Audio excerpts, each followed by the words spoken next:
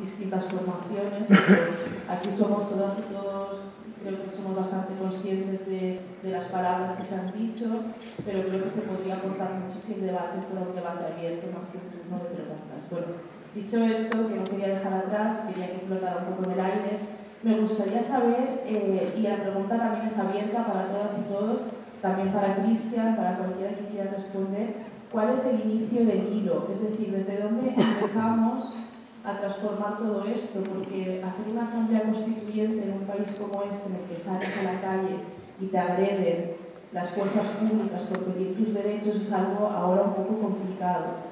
O transformar el sistema educativo, por ejemplo, sería una buena manera de empezar, pero como bien se ha dicho, el sistema educativo está en manos de gobiernos que tardan 4 años en cambiar las leyes y en modificarlas a su gusto para crear ciudadanas y ciudadanos amoldados y amoldadas a estructuras de poder y a unos valores corruptos que son los que fluyen en este momento. Entonces, ¿cuál es el principio, no?